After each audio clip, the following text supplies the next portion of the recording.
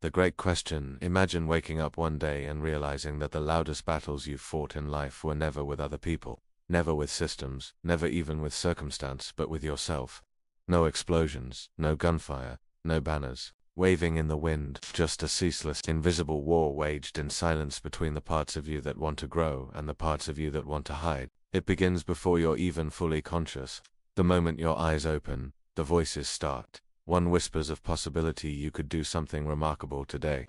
Another mutters cynically, what's the point? A third voice, calmer, colder, you of everything you've failed at, everything you've left undone. And here's the unsettling part: you don't even know which voice is you. This war has no official declaration, no truce, and no clear enemy to overthrow. Yet it shapes everything: your choices, your relationships, your happiness. You smile at a friend while, beneath the surface, a barrage of self-doubt ricochets inside your skull. You walk into a meeting, nodding and speaking, while in the background, a quiet insurgency whispers that you're not ready, not capable, not enough. You sit alone at night, staring at the ceiling, negotiating with yourself over whether tomorrow will be any different. What makes this conflict so dangerous is not its violence, but its subtlety.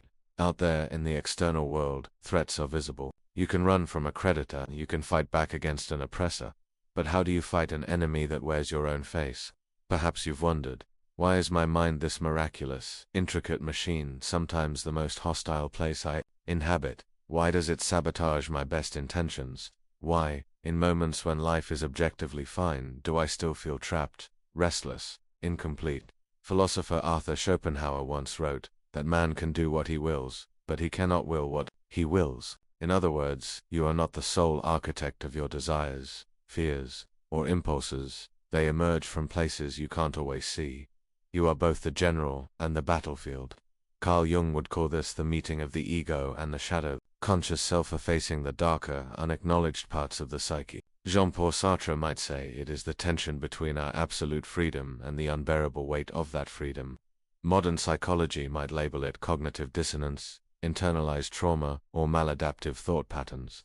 But definitions, however elegant, don't capture the lived experience, the gnawing feeling that you are constantly negotiating with yourself just to exist. Here's the paradox. Everything in you wants peace, yet the very structure of your mind ensures conflict. Your mind evolved not to make you happy, but to keep you alive. It scans constantly for threats, real or imagined, interpreting discomfort as danger, uncertainty as risk. It clings to the familiar, even when the familiar is what's hurting you. The war is not just between good and bad thoughts. It is between your biological inheritance and your deeper longing to transcend it, between the ancient, survival-focused circuitry and the part of you that senses life could be more than survival. And if you look closely, you'll notice this war shapes your entire reality. Consider this. Every time you've stood on the edge of change, about to start something new, speak an uncomfortable truth, take a leap, the first resistance you met wasn't the world telling you no. It was your own mind, whispering all the reasons you shouldn't. What if that's not an accident? What if your greatest obstacles are not the ones placed in front of you, but the ones quietly installed inside you long before you were aware they existed? This would mean that most of your suffering is not a direct result of the world's hostility, but of the war you wage against yourself in response to it. That much of your exhaustion comes not from what you do, but from the constant, invisible drain of self-conflict. But here's the question that matters. If the war inside you has no clear enemy, no single battle to win, how do you ever make peace? Is peace even the goal? Or is this war an unavoidable condition of being human, something you must learn to navigate, rather than end? Because if you can't answer that, then every day becomes another battlefield, every thought, another soldier, every hesitation, another ambush, and you'll keep fighting, even when you don't know why. In the end, maybe the most dangerous thing about the silent war inside your mind is that you don't always realize you're in it. Not until years have passed. Not until you see the toll it's taken. So, the real question becomes, where did this war come from? Who or what taught you to turn your weapons inward? And what will it cost you if it never ends? That is where we begin peeling back the layers of history, psychology, and philosophy to uncover the origins of this quiet, relentless conflict. Because until you know why it exists, you cannot decide whether to fight it or lay it down. The hidden problem and its psychological, philosophical roots. To understand the silent war inside your mind, you must first confront an uncomfortable truth. You are not born into peace. From your very first breath, you entered a world already armed with expectations, rules, and invisible scripts. Before you could speak, before you could form your own beliefs, the world began teaching you how to think, what to value, and perhaps most dangerously who you are supposed to be. On the surface, this seems harmless. Children must learn. They must adapt. But the mind does not simply absorb knowledge. It also absorbs judgment. And with every lesson about how to survive in society came an unspoken warning. There are parts of you that are not acceptable. Carl Jung called these exiled parts the shadow, the traits, impulses, and emotions we bury because they threaten our social belonging. A child who is told not to cry learns to hide their grief. A curious child who questions authority learns to swallow their doubts. Over time, these suppressed fragments of self are not just hidden, they are treated as enemies. This is the first seed of the silent war. You are divided against yourself. Not because you chose to be, but because survival required it. Thinkers like Schopenhauer would go further, arguing that this inner division is not a flaw of society, but of life itself. Desire pulls us forward, while reality constantly denies us the full satisfaction we crave. From this tension arises perpetual restlessness, a sense that whatever you have, it's not enough, and society, ever efficient, learns to monetize this restlessness.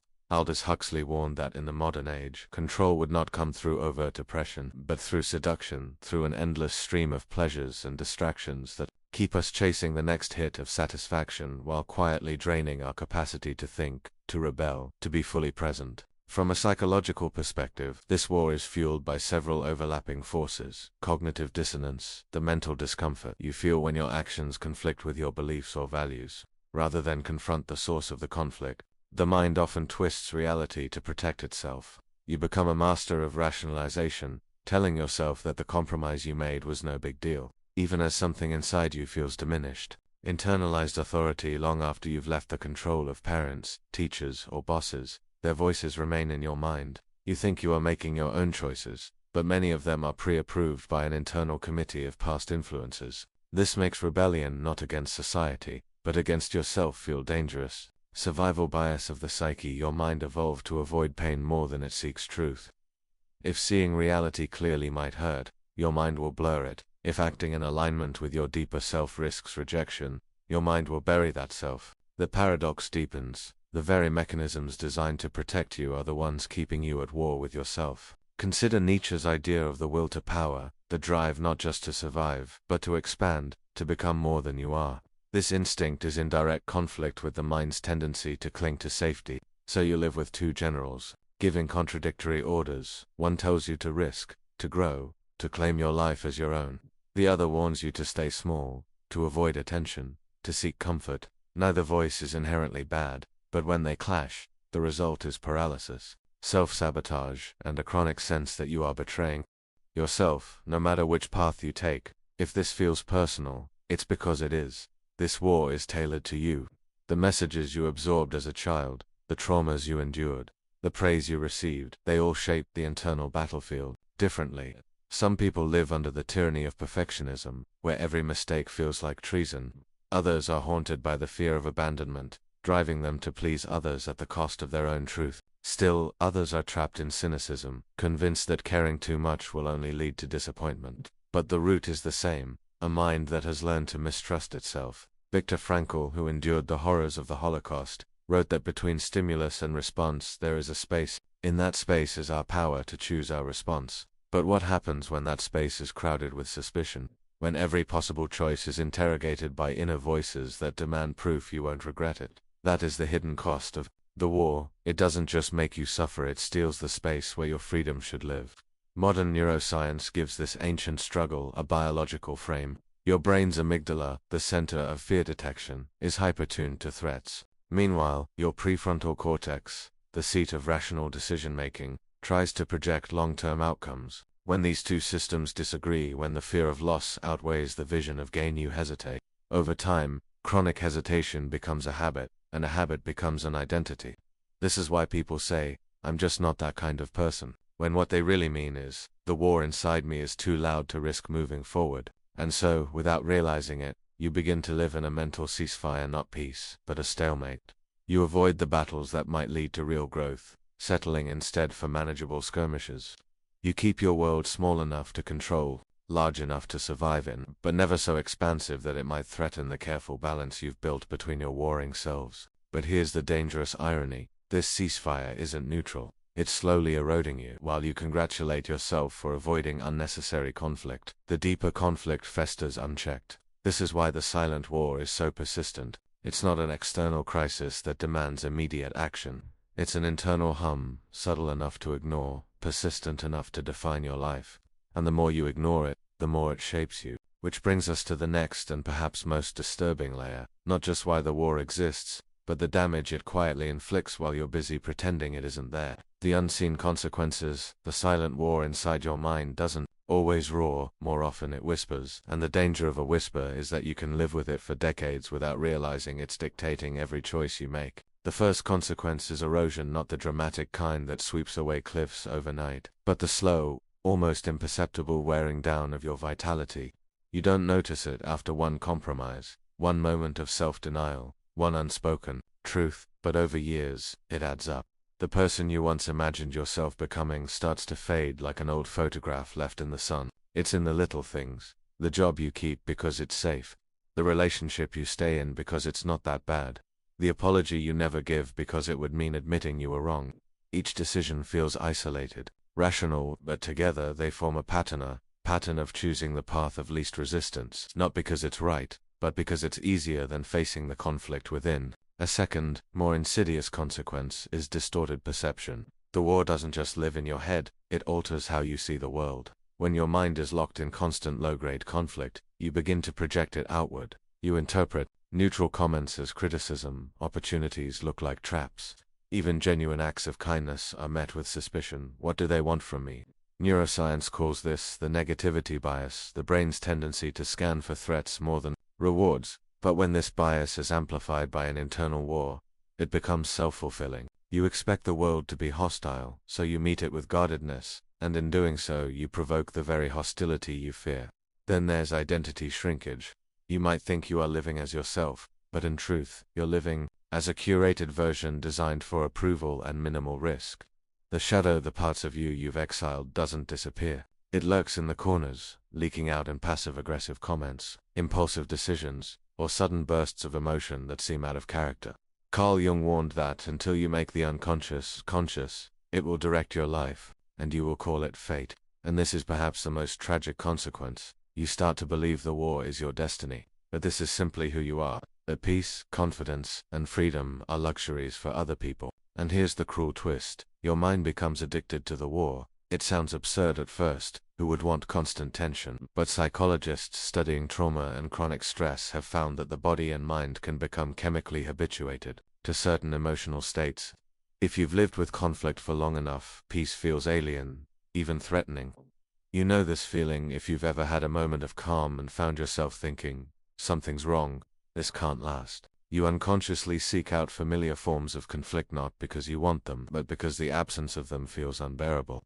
This war doesn't just shape individuals, it reshapes entire societies. A population in constant low conflict with itself is easy to distract, easy to control, and easy to sell to. If you don't feel whole, you will spend your life buying pieces of yourself from the outside world through possessions, through status, through validation. Huxley foresaw this when he warned of a future where humans would love their servitude because it came wrapped in pleasure. In such a society, the internal war is not a glitch, it's a feature. Advertising thrives on it. Political rhetoric manipulates it. Social media algorithms feed it. Your clicks, your purchases, your votes, they're all shaped by this quiet but constant battle inside you. The consequences extend to relationships as well. When you are at war with yourself, intimacy becomes dangerous. Not because others will harm you, but because being truly seen risks revealing the fractures you've worked so hard to hide. You may keep your walls high, or you may swing between extremes, over-disclosing in a desperate attempt for connection, then withdrawing when it feels too vulnerable. Over time, people either adapt to your defenses or drift away, reinforcing the false belief that closeness inevitably leads to loss. And yet, perhaps the most haunting consequence is the loss of the present moment. When the mind is consumed by internal battles, it rarely lives here, now. It either retreats into the past replaying mistakes, rehearsing alternative outcomes, or leaps into the future imagining scenarios to prepare for, problems to solve, dangers to avoid. This is why so many people speak of life feeling like it's passing them by. It's not that time is speeding up. It's that they are rarely inhabiting the only moment they can truly live in. Jean-Paul Sartre once said, "Freedom is what you do with what's been done to you." But when you are in the grip of the silent war, what's been done to you takes precedence over what you can do now. The past becomes the general giving orders, and you obey without realizing you're following a ghost, and so the war perpetuates itself not through dramatic battles, but through 1,000 micro-decisions made while your attention is elsewhere. If there's a word that captures the unseen consequences, it is diminishment. You may still achieve, you may still laugh, love, and even appear outwardly content, but beneath it all, there is a smaller version of you running the show, our version, trained to avoid conflict, to mistrust joy, to trade authenticity for safety. And because this war is silent, you rarely question it. You simply assume this is life. But here is where the stakes rise. The longer the war goes unchallenged, the more the generals, the competing voices in your head, become indistinguishable from you. And when that happens, you no longer see the war as something you could end. You see it as who you are, which raises the question: if the war is not you, if the voices are not you, if the endless conflict is not an inevitable part of your nature, what would happen if you stopped fighting? The answer lies in the rebellion. The rebellion, how to break free. The rebellion does not begin with banners and declarations. It begins in silence. Not the oppressive silence of suppression, but the strange, unsettling silence that comes when you stop running from yourself.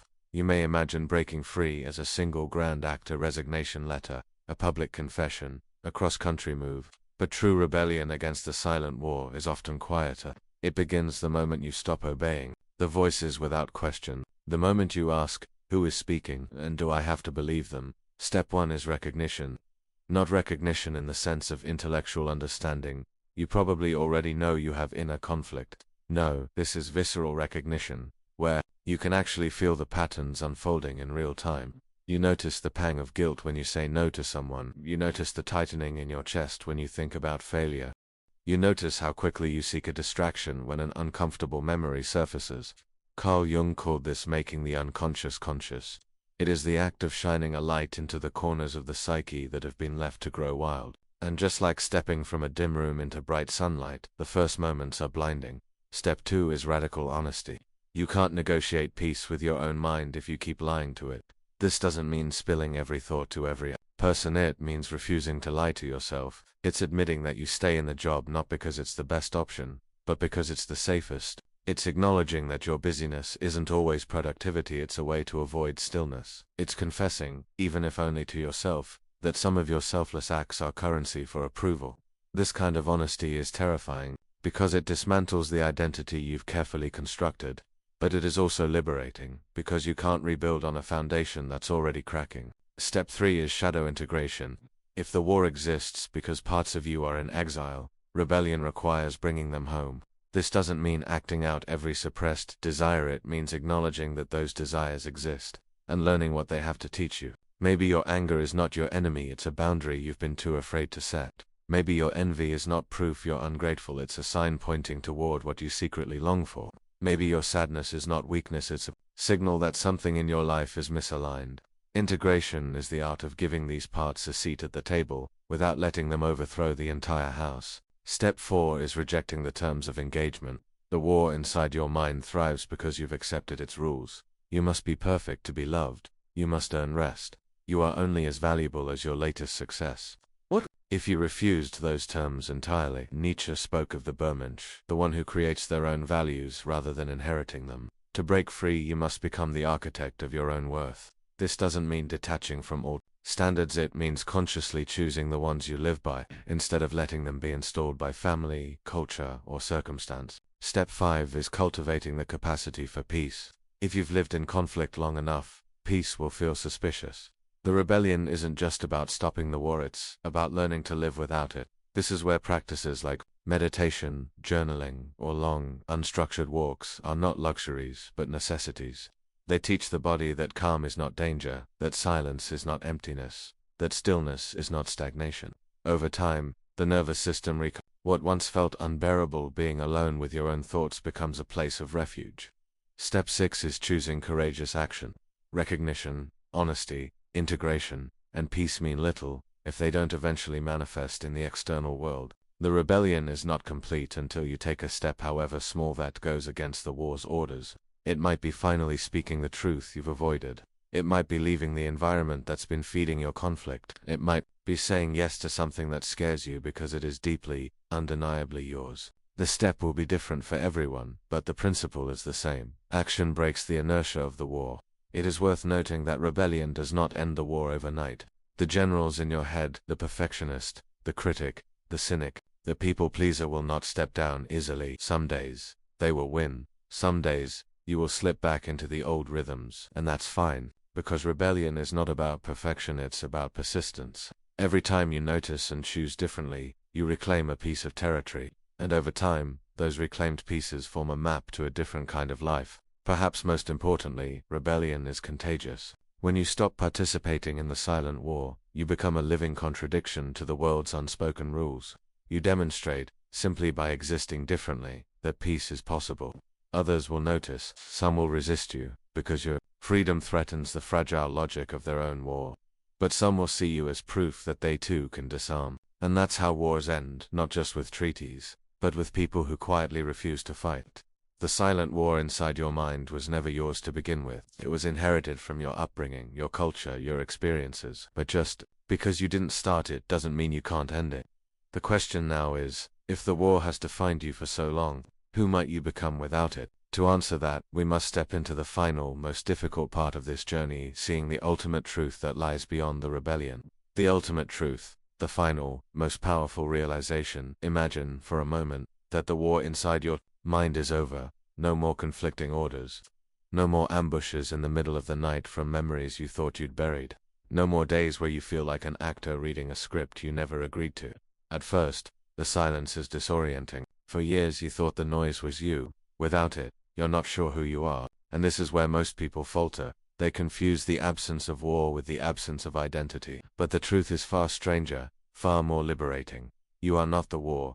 You never were. This is the ultimate truth. The self you have been defending and attacking, the one you've been trying to perfect, prove, or redeem it, is not the totality of you. It's a construct, a story, a temporary configuration of thoughts, experiences, and beliefs stitched together over time. You've been living as though that construct was the whole universe. Every battle you fought inside your mind was, in reality, just one thought arguing with another. The you that noticed the war was never part of the war itself. This is what sages, mystics, and philosophers across centuries have tried to point to. Eckhart Tolle calls it the Watcher. Sartre might say it's consciousness realizing itself as freedom. Jung might describe it as the self beyond ego and shadow alike. When you see this clearly, a strange shift occurs. You stop trying to win. You stop trying to fix yourself like you're a broken machine. You stop mistaking every mental skirmish for life or death combat. You realize the war only ever had the power you gave it. And if the war was never truly you, then you have been free all along just to sleep to that freedom. But here's the paradox. Freedom is not the end. It's the beginning. If you are not defined by the war, you are no longer bound by the identity it gave you. And that can be terrifying. Without the constant pull of inner conflict, there is nothing telling you what to do, who to be, or what to chase. The old compass is gone. This is where many run back to the war, not because they like it, but because it's familiar.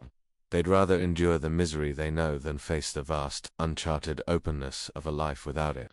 To live in the ultimate truth is to resist that pull. It's to stand in the quiet space where the war once roared and begin, asking new, unsettling questions. If I am not my fear, what do I choose without it? If I am not my shame, what would I dare to attempt? If I am not my endless striving for approval, what would I create? And perhaps most unnerving of all, if I do not need to be more to be worthy, what happens to all the chasing? The answer is, not a retreat into passivity. This isn't about dissolving into some detached void where nothing matters. In fact, the opposite often happens when you stop living as a soldier in an imaginary war. You begin living more fully in the actual world. You start to notice beauty you were too busy to see before. You find yourself caring about things that aren't tied to winning or losing. You take risks that once seemed impossible, not because you're fearless, but because fear no longer has final authority. This is what Viktor Frankl meant when he said that freedom is only part of the story. and that the other half is responsibility. The war's end doesn't just give you relief, it gives you the raw material to build a life with deliberate hands. But there's one more layer to this truth, one that will challenge the very way you think about meaning. You realize that there was never a singular enemy inside your mind. The parts you once fought, the critic, the doubter, the insecure child, were never saboteurs, they were messengers. Each battle was an attempt, however clumsy, to get your attention, to force you to notice what you had been unwilling to face. The war, in its own destructive way, was a teacher. It showed you where you were hiding. It revealed the fragility of the false self you clung to. It brought you to the point where you could no longer bear to live unconsciously. Without it, you might never have gone looking for something more, and so, you stop seeing your past self as a fool who wasted years in conflict. You see them as the version of you who kept walking forward, even if it was through chaos. They carried you here. Gratitude begins to bloom in the strangest place, the very battlefield you once wanted to forget. You see it now for what it was, not a prison, but a passage. From here, the war loses its power permanently, not because you've won, but because you've outgrown the need to fight. Life will still bring challenges. There will still be fear, doubt, and pain, but they no longer organize themselves into an endless civil war. They arise, they pass, and you remain untouched at your core, free to choose your response. This is the ultimate truth. You are not the voice in your head, nor the battles it wages. You are the space in which those voices appear. You are the awareness that hears them. You are the stillness beneath the noise, the ocean beneath the waves. And once you know that, truly know it, not as a theory but as lived reality, you can never fully return to the old way of living. You may forget, you may get pulled back into the fray, but a part of you will always remember. The war is optional. So the question becomes, now that you know you are free, what will you do with your freedom? Because in the end, the silent war inside your mind is not ended by defeating your enemies, it's ended by realizing there never were any, only misunderstood parts of yourself, waiting for you to listen. And when you do, the world outside begins to change too, not because it has shifted, but because you have. The same streets, the same people, the same circumstances suddenly feel different when you are no longer carrying the weight of an invisible war. You breathe deeper, you see clearer, you live truer, and in that quiet, you realize something astonishing. The silence is not empty. It is full of possibility, of presence, of life itself. The war is over.